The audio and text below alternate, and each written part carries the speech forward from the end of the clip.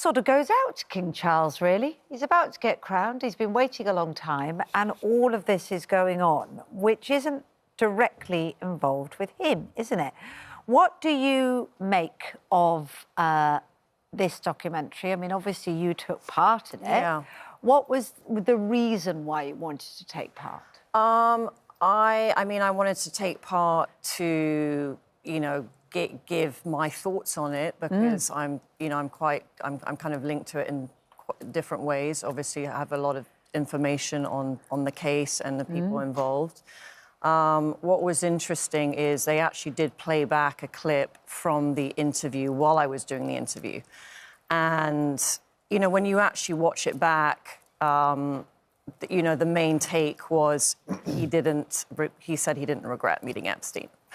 And that part, when he said that, you know, actually what he did mean was he didn't regret the relationship business-wise that he had with Epstein before the information that came out. Not talking about the girls, but it's just like, you know, he's not media trained. He shouldn't have done that interview.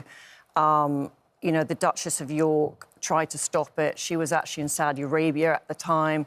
She kept trying to stop it. They wanted to go ahead. Obviously, you know, if she'd been there, she would have pulled him out of that interview. And that was, you know, very, very unfortunate that it happened. And there was officials from Buckingham Palace in the interview and no one stopped it. Ingrid, really strange that he would take his daughter along, bearing in mind, as Sam McAllister said there in the clip, she's the woman who put together this this interview.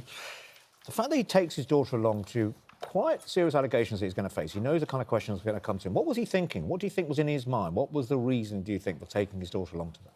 I think he just wanted a bit of moral support. And they are very close.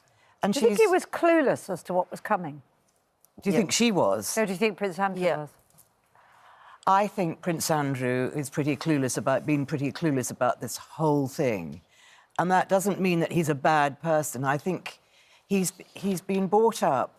Remember, he was, for 20 years, he was second in line to the throne.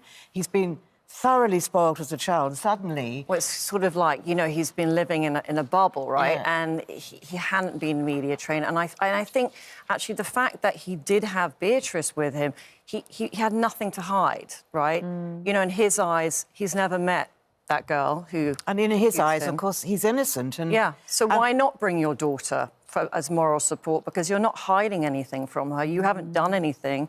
So... he doesn't care if they're going to talk about, you know, some sexual assault, because it didn't happen.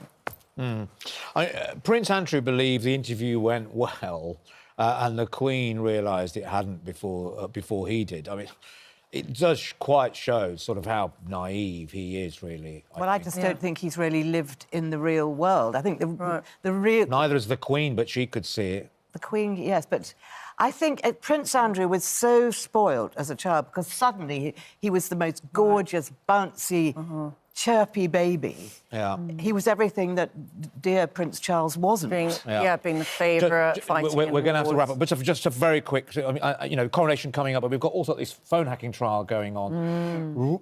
Amazing revelations coming from Prince Harry that actually the King's phone was hacked. I mean, and intercepted. That is pretty damning and pretty serious, and I think there's more to come out. You'll probably know more about this as well. Yeah, I mean, look, as someone who was personally hacked as well, I mean, look, this isn't, you know, I don't think it's anything like that new, but obviously, like, the timing of it and the fact that, you know, his brother got a payout and... you know, his sort of lifelong mission seems to be for Harry is to exposing it all, right? When the others, I mean, at the end of the day, like, for Charles, and they need to have some kind of relationship with the press because they can't be suing the press, but, you know, and in his position. OK. Thank you both for joining us. We could talk more, and I'm sure we will. Thank you very much indeed.